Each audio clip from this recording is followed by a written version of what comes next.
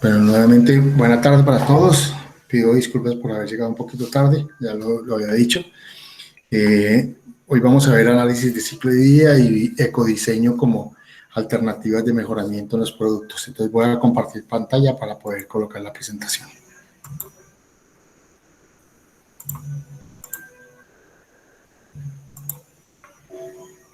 Ahí ven la presentación.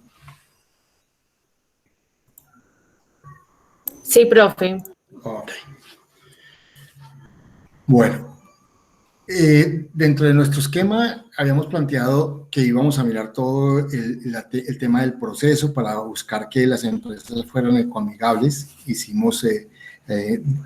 Establecimos las estrategias de producción más limpia y cuantificamos un poco los beneficios tanto ambientales como económicos a nivel de los procesos. Ahora bien, vamos a arrancar con el tema del producto, el producto que se va a comercializar, y vamos a hacer un análisis de ciclo de vida de ese producto para tratar de disminuir aún más los daños que pueden estar causando en el tema ambiental al planeta, llamémoslo así. Entonces, en términos prácticos, lo que busca el análisis de ciclo de vida es eso, es minimizar a lo largo de todo la vida útil desde que se producen las materias primas para fabricar el producto hasta que llega los desechos al relleno sanitario. Entonces, lo que busca es generar una evaluación a lo largo de todo ese proceso y a partir de allí hacer las correcciones y mejoramientos para poder disminuir esas cargas contaminantes. Eso en términos generales, ¿sí? Entonces, tenemos que pensar, y quiero que nos fijemos en esta clase en el producto, entonces ya sea una mermelada, un jugo, una fruta confitada, una harina, lo que ustedes hayan escogido como materia prima. Entonces vamos a pensar en esa materia prima o en ese producto que vamos a comercializar. Y vamos a tratar de entender desde el punto de vista académico qué es ese concepto de análisis de ciclo de vida de ese producto y cómo de alguna forma podemos empezar a buscar ecodiseñar, o sea, rediseñar algunos elementos que tiene ese producto para disminuir las cargas contaminantes. Entonces, en términos generales, el ciclo de vida arranca desde el momento en que tenemos las materias primas, llámese fruta, llámese agua, llámese energía, llámese azúcar, lo que sea como materia prima, desde ese momento arranca el ciclo de vida del producto. Nosotros lo que hicimos fue entrar en el proceso productivo y ver todas las fases de ese proceso productivo. Entonces establecimos cada paso que me permitía un poco visualizar, digamos, la situación que iba pasando esos productos para transformarse en un producto terminal o un producto que íbamos a comercializar. Y a partir de allí fue que establecimos estrategias de producción más limpia e hicimos todo lo que fue la ecoeficiencia como elemento fundamental para poder generar beneficios ambientales y económicos. Entonces, en términos prácticos, esta parte la tenemos clara, pero de ahí para allá y antes no la tenemos tan clara. Entonces, no sabemos cuáles fueron las cargas contaminantes de los productos que entraron a la fábrica, y sin darnos cuenta eso de alguna forma puede afectar el producto en cuanto a la generación de residuos. El transporte que se genera una vez vamos a comercializar el producto, el uso de ese producto y el desecho de ese producto. Entonces, lo que vemos en el ciclo de vida es el análisis de todo lo que es la carga contaminante que se genera con las materias primas, la producción, el transporte, el uso y la disposición final de todos los elementos que hacen parte de un producto ya terminado. Para ello, pues obviamente lo que evidenciamos es lo que hemos venido haciendo a nivel del mismo proceso. O sea, hay unas entradas que desde el comienzo, cuando yo voy a producir limón, mandarina, naranja, papaya, banano, lo que sea, pues obviamente hay unas materias primas que están entrando en la misma generación de esa materia prima agrícola o pecuaria, ¿sí? Que es la entrada de materia como abonos, energía solar, agua que si no es de lluvia, de riego, y que a partir de allí, pues obviamente lo que se hace es producir una materia prima que se tiene que extraer, llámese eh, cualquiera de los frutos que ustedes utilizaron, llámese azúcar, si se quiere transformar de la caña de azúcar, se tiene que transportar. Ese proceso, digamos, en términos prácticos, pueden generar un nivel de transformación para producir, por ejemplo, el caso de azúcar, coge uno la caña, transporta la caña, procesa la caña y ya el azúcar transformada lo lleva y uno le entra al proceso realmente de mermelada que yo voy a trabajar. Entonces, yo trabajé aquí, pero previo a eso hubo toda una serie de procesos que si quiero yo, puedo cuantificarlos desde el punto de vista ambiental y puedo generar una carga contaminante. Entonces, en muchos de los casos, cuando voy a hacer un balance de la carga contaminante al final del ciclo de vida y lo tomo desde el momento en que extraigo la materia prima para producir mermelada, en este caso, pues, y cuantifico el tema ambiental, tengo que de alguna forma poder cuantificar eso y tratar de generar reducciones para disminuir la carga contaminante. Ya en el caso de la producción, ya lo vimos a través de las estrategias de producción más limpia, empezamos procesos de reciclaje, transformamos, digamos, lo que fueron tecnologías apropiadas, que fueran mucho más eficientes en el consumo de energía, generamos de pronto algunos cambios de materia prima que nos permitía de alguna forma disminuir cargas contaminantes. Entonces, hicimos, digamos, acciones que me permitieron disminuir las cargas contaminantes. Ya en la etapa de uso, uno de los elementos fundamentales es lo que yo hago para transportar ese producto a la etapa de comercialización. Y una vez yo uso el producto, voy a establecer la mermelada. Entonces, ¿qué saco? Saco toda la mermelada y me queda el frasco, la tapa, la estampilla de marca o digamos con lo que está marcado, además si venía en papel celofán o venía envuelta en una caja, entonces todo eso se tiene que transportar y lo que hace es desecharse y una vez desechado, pues obviamente se genera una carga contaminante a nivel atmosférico por emisiones, vertimientos, lixiviados y residuos sólidos en virtud a que se están depositando en el suelo. Entonces, vemos que a lo largo de la cadena del ciclo de vida, pues obviamente se genera un flujo y una producción de cargas contaminantes, que de hecho en este diagrama de flujo del ciclo de vida me permite de alguna forma evidenciar claramente cómo entran unas materias primas a lo largo del ciclo de vida y salen emisiones a lo largo de cada una de las fases de ese ciclo de vida. Entonces, importante que lo tengamos en cuenta y que en la práctica nos demos una visión general, que es lo que consideramos como análisis de ciclo de vida y a partir de allí cómo podemos generar acciones que denominamos mejoras para poder disminuir esa carga contaminante que el producto se tiene.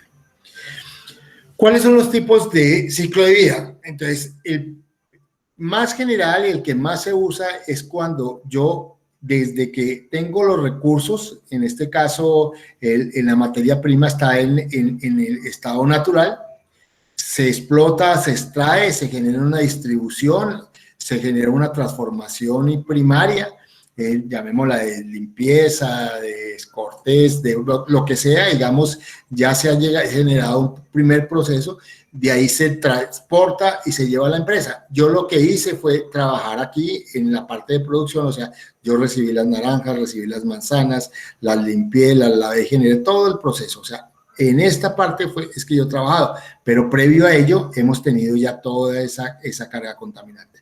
Después de haber producido, lo que hacemos es distribuirlo al cliente, usarlo y después transportarlo y llevarlo a disposición final. Este ciclo, que es el 3, se denomina el ciclo de vida de la cuna, que es donde nace, hasta la tumba.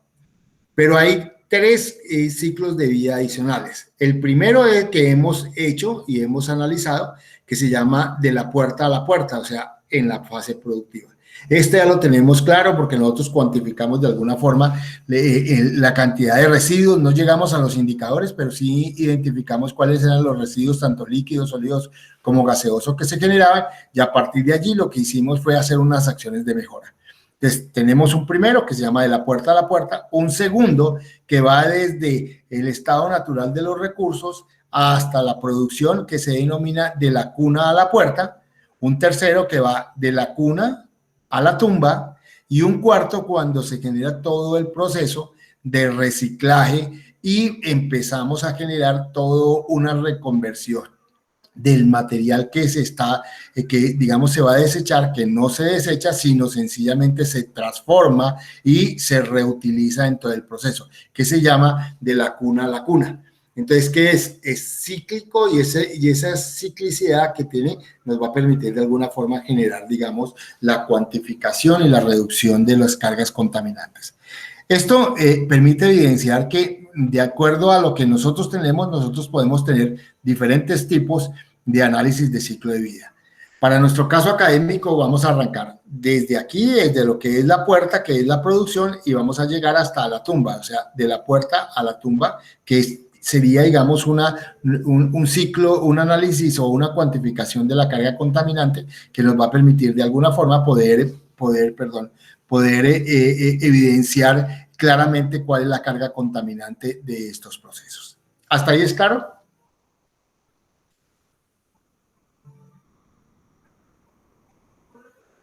Sí, señor.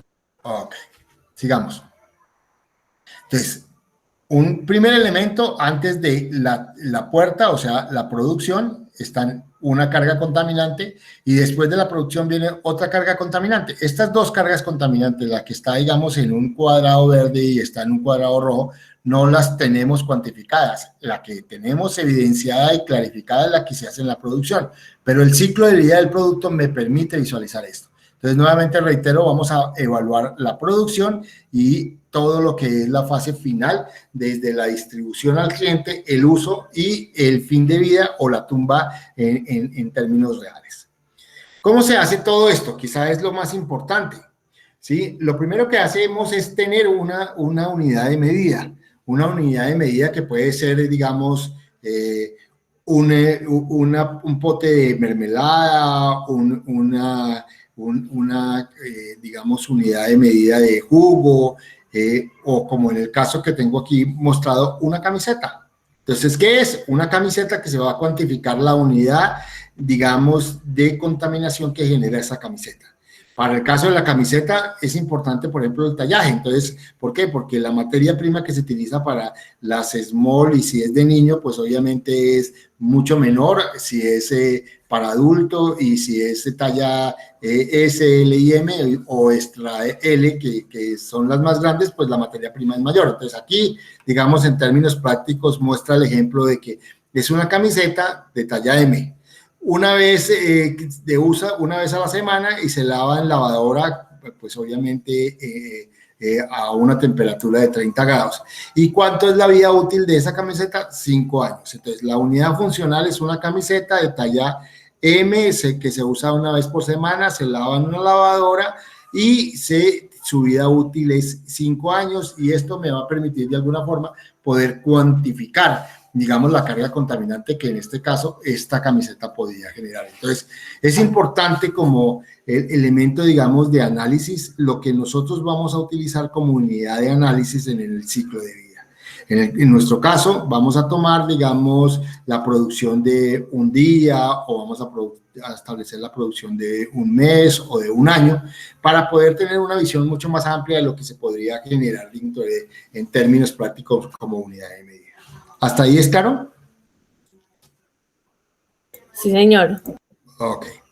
Aquí tenemos, por ejemplo, una cerveza. Entonces, la unidad de medida, ¿cuál va a ser? 100 litros de cerveza en lata y servido a una temperatura recomendada en determinado momento. Entonces, aquí es cuánto generaría en el ciclo de vida la fabricación, transporte, uso y disposición final de lo que son 100 litros de cerveza. Entonces, la unidad de medida es esa. Entonces, ya tenemos como una visión de la importancia de esa unidad de medida para poder cuantificar en términos prácticos, con base en esa unidad de medida, la carga contaminante que genera, digamos, ese producto. ¿Qué es lo que, digamos, desde el punto de vista, llamémosla académico, nos arroja el análisis de ciclo de vida? Es que hay dos problemas que son fundamentales hoy en el planeta. Uno es el consumo de agua, o sea, lo que se conoce como huella hídrica, ¿sí? Y ese consumo de agua es fundamental porque en la fabricación, como lo vimos nosotros en nuestro producto, pues obviamente se estaba fabricando un producto, pero que se consumía agua. Al consumir agua, de alguna forma, nos estaba empezando a medir esa huella hídrica y con base en esa huella hídrica es uno de los elementos que hoy por hoy se analizan dentro del análisis de ciclo de vida. Entonces, por eso, aquí traemos a colación las unidades por un vaso de agua, cuántos litros de agua se tienen que consumir, 250 litros para un vaso de agua, para una taza de té, 90 litros de agua, para un vaso de cerveza 75 litros de agua y para una taza de café 140 litros de agua, o sea, todo, absolutamente todo, nos da una utilización de agua que es fundamental tenerla en cuenta. Para una copa de vino, 120 litros de agua. O sea, en términos prácticos, el agua, que es un recurso que se ha venido, digamos, hoy por hoy escaseando en virtud a las mismas condiciones del mal uso que le hacemos a ese recurso, pues nos permite evidenciar que un producto tiene que consumir agua y que uno de los beneficios del análisis del ciclo de vida es poder generar un beneficio ante este recurso. El otro beneficio que nos genera, bueno, aquí están, digamos, el agua para diferentes productos. Un litro para producir 50 gramos de maíz se requieren 450 litros de agua. Para producir 30 gramos de bistec, o sea, carne de res, se requieren 4.500 litros de agua. Para una libra de queso se requieren 2.500 litros de agua. Para lo que son 300 gramos de carne de cerdo se requiere 1.440 litros. Para una botella de cerveza de 500 mililitros se requiere 150 litros y así sucesivamente. O sea, hay toda una visión clara de lo que es el consumo de agua con base en cada uno de los productos. Y esto, pues obviamente es uno de los elementos que nosotros dentro del análisis de ciclo de vida tenemos que buscar ese beneficio, y en el diseño nuevo la idea es buscar cómo mejorar estas condiciones. ¿Para qué? Para beneficio de el producto y para que se pueda comercializar de mejor forma.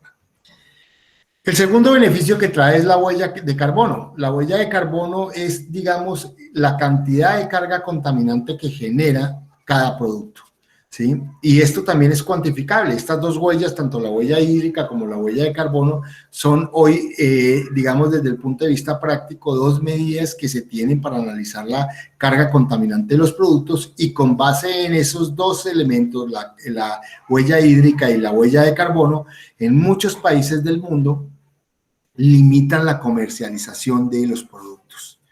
Entonces, ¿y por qué los limitan? Porque son altamente contaminantes, y si son altamente contaminantes, lo que hacen esos países que tienen esas restricciones, pues sencillamente es no permitir la comercialización de ese producto, para que pues obviamente se tome como una medida preventiva y que la gente pueda empezar a buscar mejorar las condiciones de los productos y a través de ello comercializarlo. Eso es lo que vamos a ver en la próxima clase, que se llaman los comercios o mercados verdes, y se hace a través de, llamémoslos, sellos ecológicos.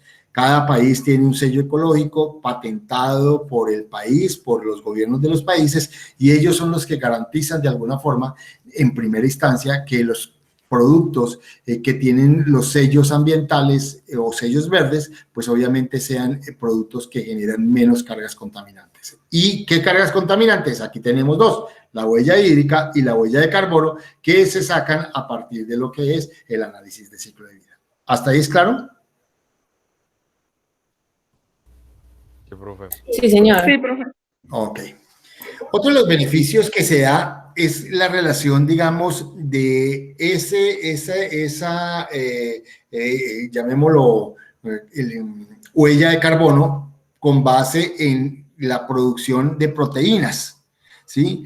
Y esto hoy por hoy está recobrando mucho interés dentro de las investigaciones que se están haciendo, en virtud a que, digamos, el mundo entero se ha vuelto bastante carnívoro, y curiosamente, por cada kilogramo de carne se está generando una gran cantidad de kilogramos de gas carbónico. Y esto pues obviamente hace que en la práctica pues esto hoy se considere como un elemento fundamental para poder empezar a disminuir esas cargas contaminantes y poder buscar proteínas que son mucho más, digamos, menos contaminantes y pueden generar las mismas, digamos, nutritivamente hablando, las mismas cantidades de nutrientes que nos dan este tipo de productos. Entonces, lo que vemos es que por cada kilogramo de carne de res se generan entre 20 y 30 kilogramos de CO2 o gas carbónico. Por cada kilogramo de carne de cerdo se genera 4 a 6 kilogramos de CO2. Por cada kilogramo de pollo se generan 3 a 4 kilogramos de CO2. Hoy por hoy, lo que vemos es que de estos tres carnes que consumimos, la menos contaminante es la carne de pollo. No está la de pescado porque el pescado curiosamente no genera carga contaminante. Entonces, si miramos de los 4 proteínas que nosotros consumimos, la de pescado es la menos contaminante y la que genera mayor poder nutritivo. Entonces, importante tenerlo. Hoy por hoy, en los países asiáticos, una de las proteínas que son más comerciales son las proteínas de insectos. Y estas proteínas de insectos lo que nos generan es que por cada kilogramo de proteína se están generando tan solo 200 gramos de gas carbónico, entre 200 y 400 gramos. O sea, comparativamente es mucho, 10 veces por lo menos más bajo de lo que genera en este caso la carne de pollo. Entonces, es otro de los beneficios que hoy se hacen cuando se van a comparar diferentes tipos de productos y que conllevan ¿qué? Unas condiciones en la generación de la huella de carbono. Entonces, otro beneficio que nosotros podíamos tener. ¿De acuerdo? Bueno, aquí vamos a empezar a comparar elementos que son fundamentales para disminuir cargas contaminantes. Entonces, yo tengo que tomar decisiones una vez he hecho el análisis de ciclo de vida, o sea, he cuantificado la carga contaminante que tiene el producto. Entonces, uno de los elementos que yo, digamos, puedo evidenciar claramente son los empaques. Entonces, aquí estoy, digamos, tomando una decisión con respecto a qué, a cuál de estos dos empaques es menos contaminante, el de plástico o el de papel. ¿Cuál de ustedes consideran que es menos contaminante? Del papel. El del papel. ¿Por qué? Porque desde el punto de vista es mucho más biodegradable, además son de compuestos orgánicos. El papel viene de lo que es la celulosa, y la celulosa es un material orgánico, mientras que el plástico es un material químico derivado del petróleo y pues obviamente es altamente contaminante. Entonces, son decisiones que se tienen que empezar a mirar qué elementos tengo yo que son altamente contaminantes y con base en ello lo que hago es rediseñar. Estos rediseños que yo tengo de tener un empaque de plástico y pasarlo a papel es lo que se denomina ecodiseño, o sea, ecodiseñado, o sea, hecho un rediseño del producto generando unos beneficios ambientales. Ese beneficio ambiental se le antepone el eco, que significa casa, o sea, beneficio de la casa, en este caso del planeta. Ecodiseño quiere decir una mejora ambiental del producto. Entonces, cada vez que nosotros vayamos hablando de ecodiseños, estamos hablando que se hacen diseños que tienen mejoramientos ambientales que a la vez se traduce en disminución de cargas contaminantes. ¿De acuerdo? Entonces, veíamos que íbamos a analizar el ciclo de vida y vamos a establecer desde la producción, o sea, la fabricación, el envase y embalado y envase, el transporte al uso y a la disposición final. Vamos a mirar estos análisis, cómo se hace y en la práctica, cuáles son esas unidades de medidas que me van a permitir poder valorar cuál es la carga contaminante que un producto tiene. Entonces, vamos a mirar cómo. Entonces, definamos primero para tener una unidad de criterios qué es el análisis de ciclo de vida. Entonces, podemos decir que es una metodología, llamémosla, que nos permite de alguna forma establecer cuáles son los impactos ambientales que en las diferentes fases del ciclo de vida de un producto se presentan. Y se cuantifican desde el punto de vista práctico, puede ser cualitativa o cuantitativamente, y que con base en ello podemos determinar cómo poder hacer unas mejoras que en la práctica nos van a servir para poder disminuir esas cargas contaminantes. Digamos, el tipo de análisis de ciclo de vida que más frecuentemente hoy se investiga y se cuantifica es el de la cuna a la tumba, o sea, desde que están las materias primas en estado natural hasta que llegan los residuos al relleno sanitario, y esto nos permite de alguna forma tener un control de todas esas fases o de todas esas etapas, y esto nos va a permitir mirar cómo nosotros podemos mejorar esas condiciones ambientales. Entonces, reiterando, vamos a hacer una cuantificación de la carga contaminante del producto, y a partir de allí vamos a establecer prioridades para hacer ecodiseños, o sea, rediseños que permitan unos beneficios ambientales. Esa es la tarea que nosotros vamos a empezar a hacer en nuestra asignatura, y desde el punto de vista teórico, a aprender teóricamente eso, para que si algún día ustedes como ingenieros industriales tienen que utilizar el análisis de ciclo de vida, lo entiendan y lo puedan por lo menos comprender para poderlo aplicar. Hay tres formas de hacer el análisis de ciclo de vida. Una es la matriz MET, que mide cuáles son las materias primas, mide la energía que se consume y mide las emisiones tóxicas. Esta es una forma de medir, digamos, el análisis de ciclo de vida desde una forma cualitativa, no cuantitativa, ¿sí?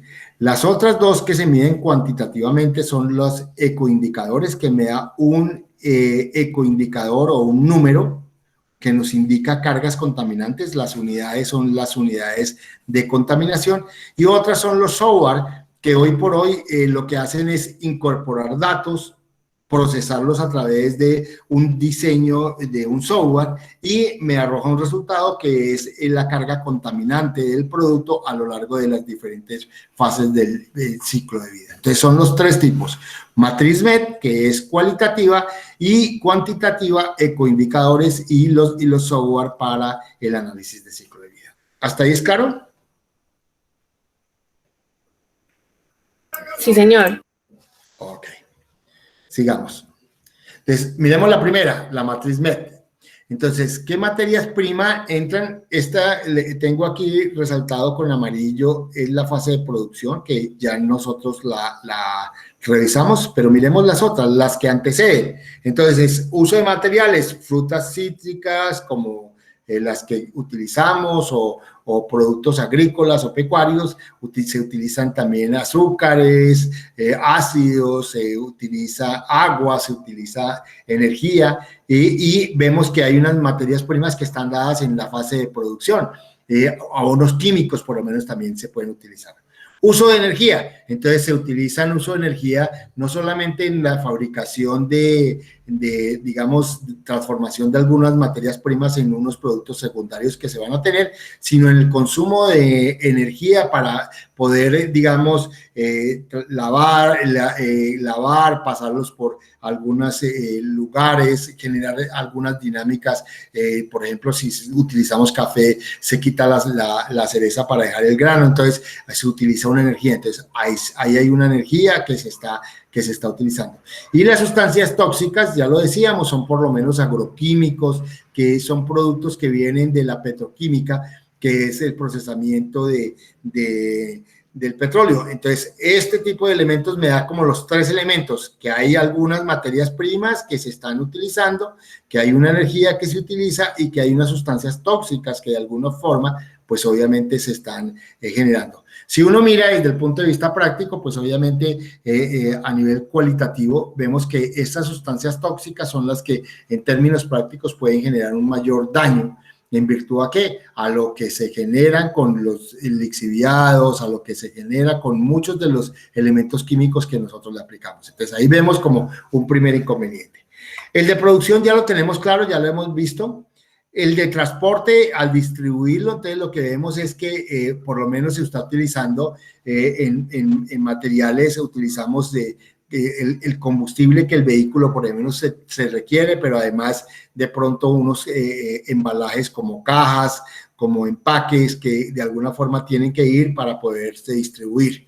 La energía es lo que consume y se gasta para poder llevar a distribuir eso. Y, digamos, en términos prácticos, se puede considerar como emisiones tóxicas lo que son las emisiones de la combustión de la CPM o el combustible que el vehículo se genera. Entonces, ahí vemos que también desde el punto de vista cualitativo vemos cargas contaminantes que nos arroja la matriz MED. En el uso y utilización es un comestible, genera en muchos de los casos poca energía, o si es, digamos, que es pulpa, lo que hacemos es utilizar en una licuadora para convertirlo en jugo, y los residuos que quedan en muchos casos son los empaques o embalajes que se tienen.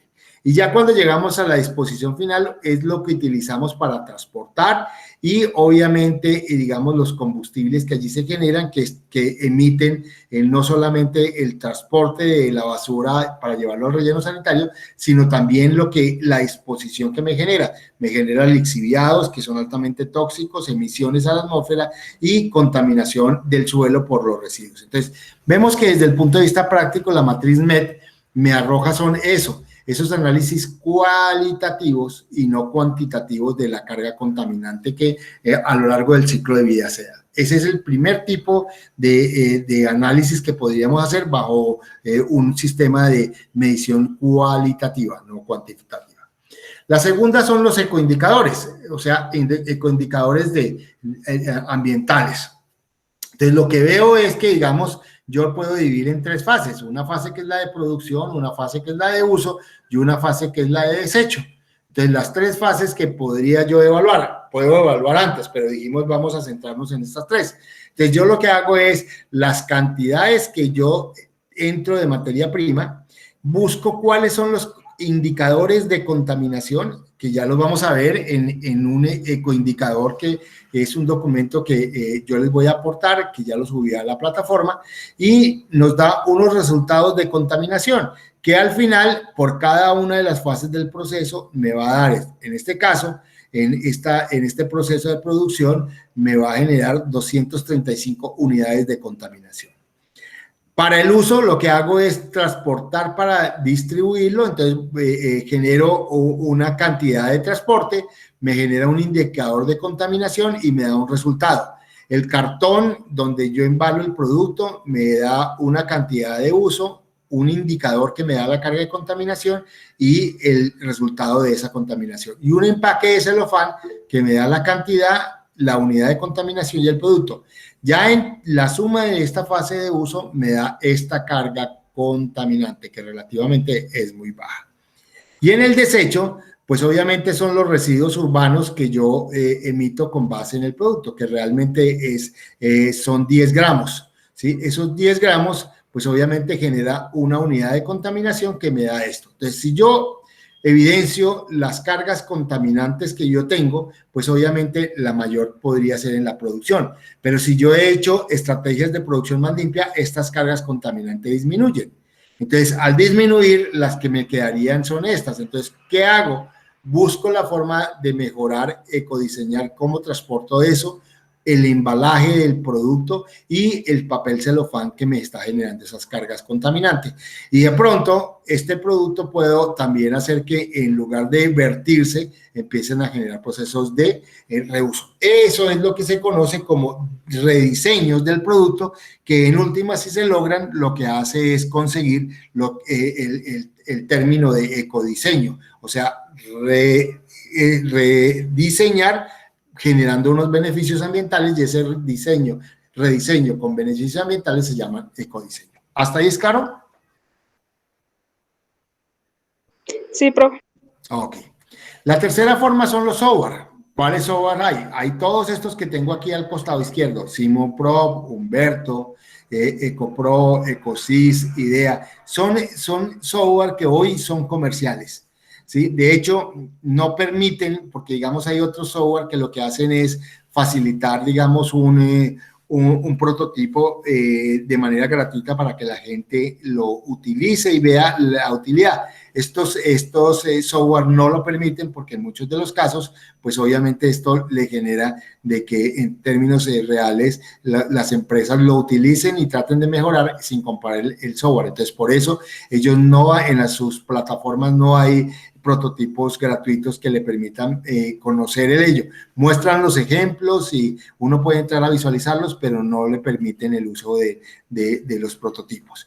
Entonces, lo que hace esto es establecer un software que está ya construido, diseñado, entra en una serie de datos que son las variables, cantidades de productos que se procesan, tipos de materiales que se hacen, etcétera. Entran esos datos a todo lo que es el diseño de ese software y sale la carga contaminante que en términos prácticos por cada una de las fases se da, y eso es lo que le permite arrojar, digamos, como reporte para poder evidenciar cuál es la carga contaminante del producto. Entonces, esto evidencia ya los tres tipos de formas como puedo yo hacer el análisis de ciclo de vida. Matriz MEP, que mide materias primas, energía y sustancias tóxicas. Ecoindicadores, que es un estudio que han hecho los sistemas de estandarización para poder identificar el valor de la carga contaminante de algunos productos. Y los software. Son los tres tipos de formas como hoy se pueden presentar o podemos, digamos, obtener el análisis de ciclo de vida. Vamos a mirar un ejemplo que nos permite conocer, digamos, de mejor forma digamos, este análisis de ciclo de vida. Vamos a mirar uno de un equipo, en este caso una cafetera, la fabricación de una cafetera, y después vamos a ver el de un producto agrícola. Entonces, para que ustedes tengan los dos elementos y a futuro, cuando estén trabajando en una empresa, si es una empresa que hace manufactura de electrodomésticos, por dar un ejemplo, neveras, estufas, es que lo tenga, cómo puedo hacer el análisis de ciclo de vida. Y la segunda parte del ejemplo lo vamos a hacer con un análisis de un producto agrícola o pecuario para que ustedes lo vean. Entonces, ¿qué vemos acá? En esta primera parte, lo que vemos es que hay unas materias primas, que ya lo ven ustedes aquí, que estas dos iniciales que están a la izquierda, los granos de café y el papel, entran en el uso, no en la fabricación de la cafetera. Para la fabricación de la cafetera se requiere poliestireno, aluminio, acero y cristal. El poliestireno, que es el plástico, es lo que se inyecta para todos los elementos plásticos que tiene la cafetera. El aluminio es, digamos, es uno de los conductores que permiten de alguna forma poder conducir la energía, la electricidad que se está dando para calentar el producto. El acero son los elementos que nos generan la resistencia y soporte de la estructura, y el cristal es lo que tiene, digamos, el recipiente de la cafetera. O sea, son los cuatro materias primas que pues obviamente entran al proceso de fabricación de la cafetera. El plástico se genera una inyección en un molde, el aluminio se hace una extrusión, el acero se hace un prensado y moldeado de las partes que en acero se requieren, y el cristal también se moldea. Todo esto ya estructurado ya se acopla, y lo que se hace es embalarse y transportarse. ¿Para qué? Para la distribución. Entonces, una vez embalado y transportado, llega ese embalaje a los sitios de distribución y allí se comercializa en otro empaque, llámese bolsas plásticas, etcétera, para llevarlo al uso. Una vez está en la casa, en cada una de las casas, pues lo que hace es que si voy a usar, requiero filtros de papel para colocar y que el café no pase, o sea, lo que se llama el sumum el lavado del café. Los granos de café ya molidos que van a llegar a la cafetera, se requiere agua y electricidad. O sea, para el uso hay 4 productos que se dan. Y lo que hace es que se desecha tanto el café como los filtros, y una vez utilizado, que ya por razones digamos, de la vida útil de la cafetera, también se desecha la cafetera. Entonces, aquí vemos ya un ejemplo muy didáctico de lo que pueden ser. Ahora vamos a ver la cuantificación, cómo se cuantifica, y lo vamos a cuantificar desde el punto de vista cuantitativo. O sea, vamos a mirar cantidades, y para ello vamos a utilizar los ecoindicadores, porque los software, ya lo dije, no son disponibles. O sea, La idea es que por lo menos nos llevemos una idea clara de cómo medirlo y a partir de esa medición, pues establecer unas unidades de contaminación. Entonces lo vamos a hacer a través de los ecoindicadores, que es una cartilla estandarizada de cargas contaminantes por producto. Entonces, ¿qué se hace, digamos, para cuantificar? Lo primero es las cantidades de materias primas. Entonces, aquí vamos a, la unidad de medida es una cafetera. Entonces, ¿qué se requiere? 1 kilogramo de plástico, 100 gramos de aluminio, 300 gramos de acero y 400 gramos de cristal. Esto es lo que en términos prácticos se requiere como materia prima para fabricar una cafetera. El kilogramo o los 1000 gramos de plástico se hace una inyección y se construye unos moldes. La extrusión de 100 gramos de aluminio para poder incorporarlo a la cafetera, el prensado y modelado de los 300 gramos de acero y el moldeado del cristal de 400 gramos de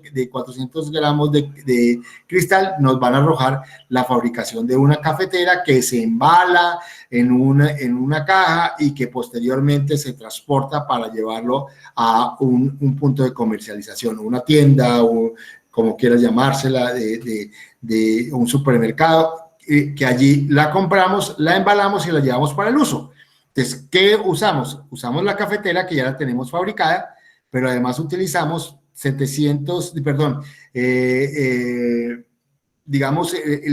los filtros que me generan, digamos, necesarios para el uso, la cantidad de café, el agua, ¿sí? Y la electricidad. Entonces, en términos prácticos, me está dando, digamos, una unidad de medida para la fabricación de los filtros. Se utilizan 7.3 kilogramos y la electricidad 375 kilovatios hora para poder consumir eso. Entonces, ya tengo unas unidades de medida. No estoy utilizando la cantidad de medida de café ni el agua como elemento fundamental. Y se desecha, pues, obviamente, la cafetera como elemento, digamos, de desecho.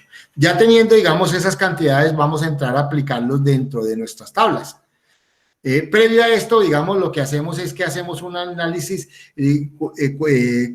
cualitativo de lo que son las cargas contaminantes. Entonces, primero hacemos como el inventario de lo que en términos prácticos son las materias primas, miramos cantidades para la fabricación de ese producto, establecemos el modelo de daño que puede estar generando ello y a través de eso establecemos la categoría que vamos a generar a través de los indicadores, la cuantificación del daño ambiental. Esto, pues, me va a permitir de alguna forma establecer todo lo que es desde el punto de vista teórico, la carga contaminante que se genera a lo largo de ese ciclo de vida. No me voy a detener a explicar cada uno de ellos, sino vamos a ir al elemento práctico. ¿Cómo lo hago? Entonces, ya teníamos las unidades que vimos allí. Mire, 1 kilogramo de poliestireno, el plástico, el moldeado que se requiere, que obviamente con ese kilogramo lo hago, el aluminio, la extrusión del aluminio, el acero, ¿sí? El vidrio y el calor, digamos, del modelado tanto del acero como del vidrio. Entonces, todo esto lo he cuantificado como la cantidad que, digamos, en términos prácticos utilizo como materia prima. Voy y busco en los indicadores, que voy a pasar un momentico y ahorita me devuelvo, son estos indicadores que están en la cartilla de ecoindicadores, o sea, están, digamos, aquí en este caso, los que producen calor, entonces están briquetas, carbón, gas, petróleo, madera, y hay unos indicadores de contaminación. Entonces, esos indicadores son los que nosotros vamos a buscar para poder cuantificarlos. Entonces, si me devuelvo, aquí están esos indicadores. Entonces, el plástico, en este caso, el poliestireno expandible tiene un indicador de contaminación de 360 unidades. Entonces, multiplico el kilogramo por esa unidad y me da 360 unidades de contaminación, ¿sí? En el caso del moldeado, igualmente está 1 kilogramo, pero el moldeado me genera 21 unidades de contaminación. Al multiplicarlo, me da eso mismo en términos prácticos. 21 unidades de contaminación. El aluminio, que son 100 gramos por 780 unidades de contaminación por kilogramo, pues obviamente para convertirlo en kilo, pues tengo que reducirlo, digamos, y me va a dar 78 unidades de contaminación. Igualmente para la extrusión, ¿sí? Se reduce a 7, porque son solamente 100 gramos, a 7 unidades de contaminación. El acero, los 300 gramos de acero me generan 1 kilogramo, 86 unidades de contaminación. Como son 300, solamente me da 26 unidades de contaminación. El vidrio, que son 400 gramos, la unidad o el indicador de contaminación por kilogramo son 58, como son 400 gramos, me da 23. Y el calor o moldeado del gas, que son 4 milijoules, me da una carga contaminante por milijoule de 5.3, lo que quiere decir que me da 21 unidades de contaminación. Si sumo esto, la producción de la cafetera me genera 536 unidades de contaminación. Entonces ya tengo una carga contaminante que en la práctica puedo empezar a mirar cómo rediseñaría para mejorar. En el uso, pues obviamente lo que hace es, aquí puedo medir transporte, energía y materiales auxiliares. En este caso voy a utilizar solamente en el uso la cuantificación de la energía y el papel que están dados. Miren la cantidad de energía y de papel que allí evidenciamos con las unidades de contaminación y me dan esta cantidad de contaminación, que al final, pues obviamente comparativamente con la producción es altísima. O sea que aquí una de las correcciones que yo tengo que hacer en la cafetera es mirar cómo puedo reducir el consumo de energía para disminuir la carga contaminante. Ya en el tema del desecho, pues son los residuos urbanos que me generan por kilogramo esta cantidad. Los residuos de acero son reciclados, o sea, se separan, por eso tiene una carga negativa. Igual sucede con el vidrio, se recicla, entonces tiene una carga negativa, ya vamos a mirar eso. Y los residuos urbanos de papel muchas veces ya está contaminado, sucio, se desechan, entonces me genera esta carga contaminante. Esto quiere decir que en el desecho solamente me generan estos tres. Si sumo los 536, los 14.576 y los 2, me da 15.114 unidades de contaminación. Y de los tres, ¿cuál priorizaría? Pues obviamente si yo me centro a rediseñar una cafetera que consuma menos energía, pues automáticamente la carga contaminante se reduciría sustancialmente. Entonces, a eso es lo que se busca. ¿Para qué? Para que el análisis de ciclo de vida le permita a uno visualizar en las diferentes fases dónde es que se generan las mayores cargas contaminantes y con base en ello empezar a reducirlo. Entonces, si yo quisiera en la fase de producción, o sea, ustedes están fabricando una cafetera, vemos que definitivamente si yo voy a comercializarla en un país, digamos que tienen estas restricciones, tengo que reducir en el uso lo que es la electricidad, y en la producción lo que me genera mayor carga es el plástico expandible. Entonces, buscaría cómo puedo, digamos, reemplazar esa materia prima para disminuir la carga contaminante, buscando algo que fuera menos contaminante y que cumpliera con la misma función, y me caería menos carga contaminante. Y si yo hago las correcciones técnicas que se requieran para reducir la cantidad de energía, pues también nos daría eso. Eso es lo que se conoce como ecodiseño. ¿Hasta ahí es claro? ¿Hay preguntas?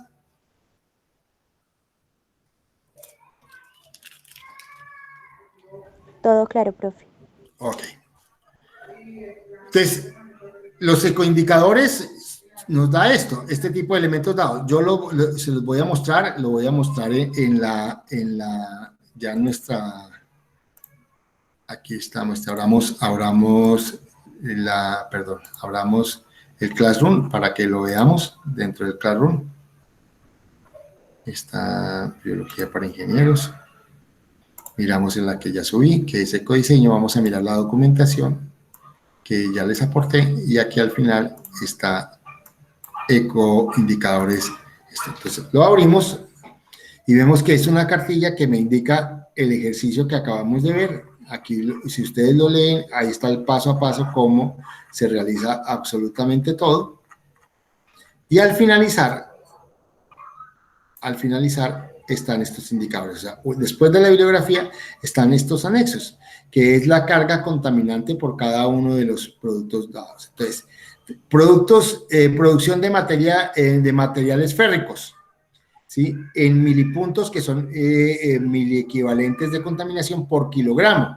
Entonces, si yo estoy utilizando el hierro fundido o el acero, creo que aquí en el ejercicio utilizamos su acero. Mira aquí, utilizamos acero 86, mírelo, aquí está. ¿Dónde lo podemos ver aquí? Mire, acero 86. Tomaron este indicador, que es lo que me da por la cantidad, pero por kilogramo, como fueron 300 gramos, entonces eso es una fracción de esto, porque aquí es por 1 kilogramo, o sea que tengo que hacer la reducción para poderlo establecer. Entonces, lo que quiero mostrarles es que aquí me muestran los indicadores de contaminación, productos de materiales no férricos, productos de metales, ¿sí? Producción de plásticos granulados. Entonces aquí teníamos lo que son los plásticos extrusivos. Muestre a ver si está por aquí. Creo que es...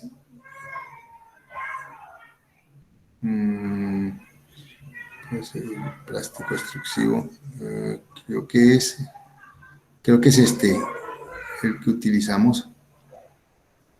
¿Cuánto fue lo que establecieron? 120, el esquina expandible, 360. Se tomó como este, tal vez. Buen impacto. Bueno, no recuerdo exactamente cuáles son esas, pero puede ser uno de estos PS, que son los plásticos extrusivos como elemento de, digamos, de hierro. Entonces, ahí estábamos en el proceso, lo que es la extrusión. Aquí esta fue la que tomamos con aire, ¿sí? La producción de caucho, la producción de materiales de embalaje. Entonces, la caja de cartón por kilogramo, miren, aquí tenemos el papel, el vidrio. Entonces, todos estos indicadores me van a servir a mí para poder cuantificar. Si yo quisiera la etapa productiva, entonces decir, oiga, un fertilizante, cojo la urea como unidad y me da la carga contaminante, el agua en términos generales, ¿sí? Entonces, aquí vemos que los indicadores en esta cartilla van a ustedes encontrar todos esos indicadores que me van a poder cuantificar, digamos, la carga contaminante que el producto me da. Entonces, eso es lo que en esta parte lo muestro yo de lo que son la producción. Vamos a ir al ejemplo de lo que es un producto agropecuario, que es el que nos interesa. Entonces, tenemos las 3 fases que vamos a evaluar: la producción, el uso y el desecho. Entonces, aquí para la fabricación de jugo de mango se requiere 68 kilogramos en un día, por dar un ejemplo, la azúcar blanca 12 kilogramos, agua potable, agua clorada, los envases, la energía eléctrica. Transportamos 53 kilómetros para llevarlo al sitio de distribución. Eso va en 37 cajas. Esas 37 cajas se desechan y las botellas del jugo se desechan. Entonces, tenemos absolutamente, digamos, todo lo cuantificado en materia prima.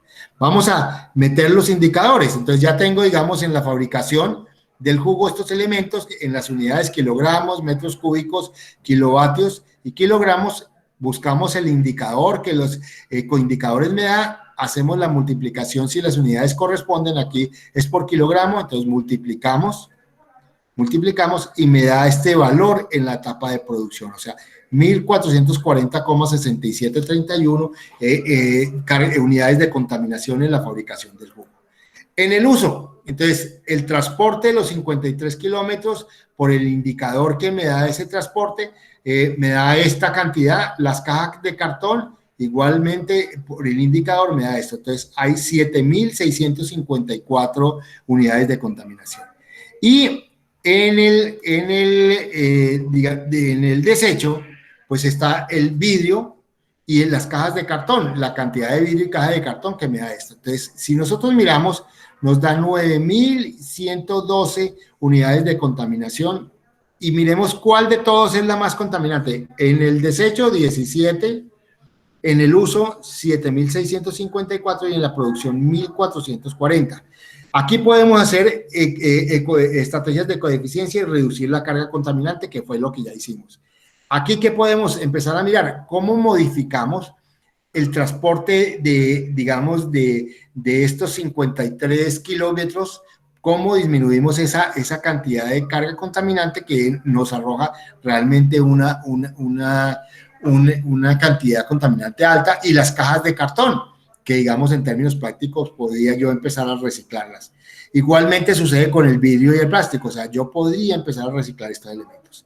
Entonces, ¿qué es lo que yo planteo como ecodiseño? En la fase de producción no me voy a detener, que ya ustedes lo hicieron, establecieron el reuso, reutilización, modificación de tecnologías para mucho más eficientes a nivel de energía, etcétera. Entonces, esa ya la tenemos clara. En el uso, lo que busco es transportar en vehículos mucho, digamos, mayor cantidad. Digamos, yo tomo un carro pequeño para llevar poca cantidad, pues la tengo que llevar varias veces. Entonces, prefiero acumular y llevar más cantidad en un carro mucho más grande, porque esto me va a ahorrar muchos viajes y esto me disminuye la carga contaminante. Y las cajas de cartón, pues en lugar de botarlas, lo que hago es empezar procesos de reciclaje. Entonces ya tengo, digamos, algunos, llamémoslo, ecodiseños en el uso. Y en el desecho, tanto el vidrio como el cartón lo voy a reciclar. Pero además he tomado una decisión, es que de los 3 vidrios, el marrón, el verde y el blanco, el menos contaminante es el marrón, pero es oscuro y de pronto la tonalidad no me ayuda, entonces tomo el verde.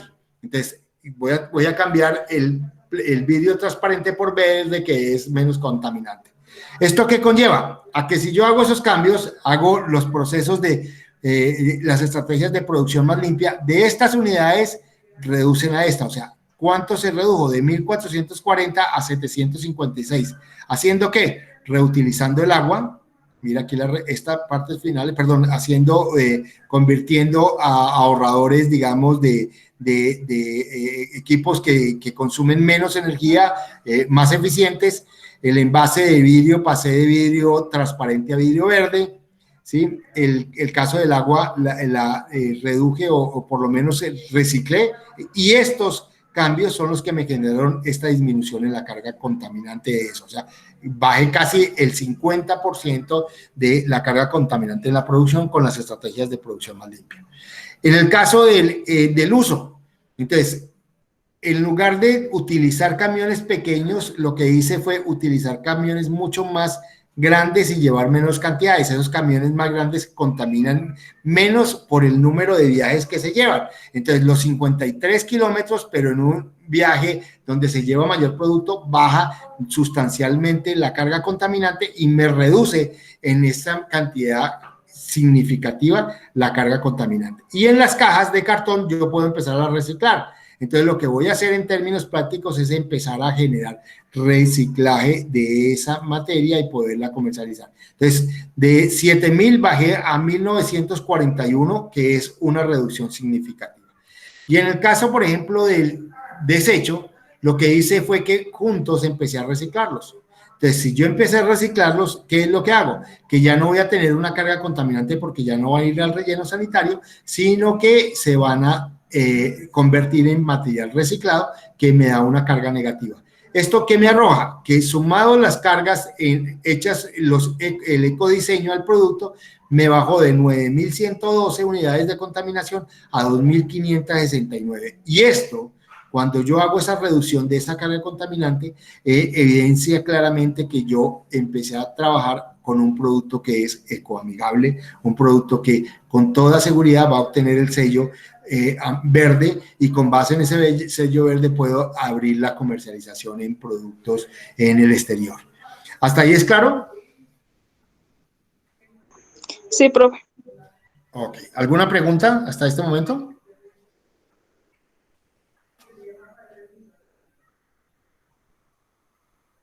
Bueno. No, señor. Ok. ¿Cuál es la actividad que vamos a hacer? Vamos a tomar estos 3 cuadros, que lo pueden hacer ustedes en Excel, y vamos primero a leer lo que son los indicadores y entender un poco ese concepto de lo que es el indicador para tener claridades. Una vez tengo claridades de eso, que son los ecoindicadores, lo que hago es anotar las materias primas en cada uno de los cuadros, en la producción, en el uso y en la disposición final de las cantidades que se emitirían. Tengo más claro aquí, pero curiosamente, por ejemplo, si yo voy a producir mermelada, pues esas mermeladas para distribuirla siempre va a ir en una caja de cartón y de pronto le meto un celofán que no lo he identificado. Entonces lo tengo que identificar ya para poderlo cuantificar aquí. El material que lo meto y lo transporto, o sea, el transporte iría aquí, el embalaje para poderlo transportar y cuantificaría la cantidad, establecería el indicador y calcularía aquí el producto. Y en el desecho, lo que normalmente se va a desechar. La idea es buscar que la mayor cantidad de elementos se puedan reciclar. Entonces, hago esas anotaciones, busco los valores de ecoindicadores que establezco acá. Importante, un tema, si por alguna razón no encuentran el indicador de carga de contaminación, busquen uno similar o parecido, coloquen un asterisco en el indicador y coloquen pie de página. Es un indicador no encontrado, es un ejemplo que nos permite evidenciar teóricamente cómo se utilizan los ecoindicadores. O sea, me dan una claridad para identificar que ese indicador no corresponde y que ustedes lo colocaron como un ejemplo académico, ¿de acuerdo? Se calcula la suma de ellos. Una vez calculado, lo tengo previo a hacer ecodiseño. Empiezo a mirar qué puedo cambiar en cada uno de estos procesos. Hago los ecodiseños, digo qué voy a hacer, entonces voy a mejorar estos empaques, voy a transportarlo en esta mejor forma y voy a reciclar los elementos. Entonces hago el ecodiseño, vuelvo a calcular y establezco la comparación entre qué, el producto antes del ecodiseño, el producto después del ecodiseño y las dos cifras de análisis de ciclo de vida y comparo y llego a una conclusión. A decir, obviamente el ciclo de vida me permitió de alguna forma reducir las cargas contaminantes que el producto a lo largo de la fase de producción, uso y desecho me genera. ¿Es claro? Sí, profe. Ok. Entonces, ¿qué es lo que ya subimos acá? Ya lo subimos, nosotros se lo mostré a ustedes. Tenemos la clase, tenemos lo que tenemos que hacer en la actividad. Hay tres documentos que les permite a ustedes visualizar teóricamente y una vez ahorita terminado voy a colocar la clase por si acaso la quieren volver a ver. ¿Preguntas, hijos?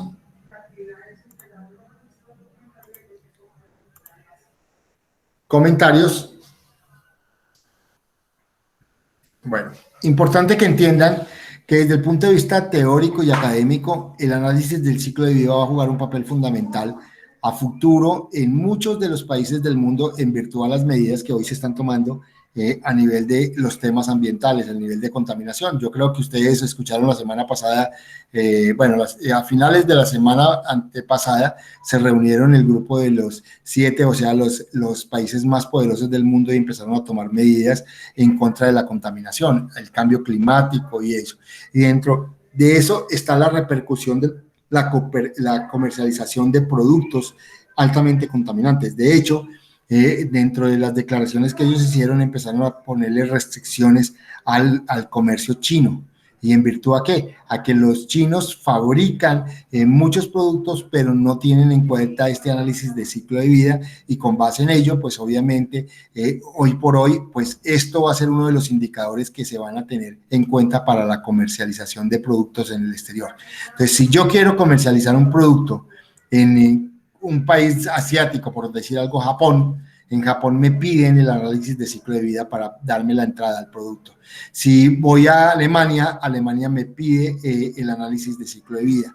Y muchas veces, digamos, en los Estados Unidos igual, o sea, lo que son las grandes potencias que permiten llegar a mercados mucho más costosos, porque son países ricos y que, digamos, las certificaciones le dan un plus, pues obviamente lo que hacen es eso, es buscar que en la práctica esos productos que están certificados, que son ecoamigables, o sea, no generan tanta carga contaminante, tengan una posibilidad de comercializarse y de mejor forma. Entonces, de ahí la importancia de que teóricamente tengamos ese concepto y de manera práctica aprendamos a utilizarlo. ¿Para qué? Para que de pronto a futuro, en alguna de las empresas donde ustedes trabajan o vayan a trabajar y puedan aplicarlo, lo entiendan, lo comprendan y lo puedan aplicar. ¿Preguntas, comentarios, hijos?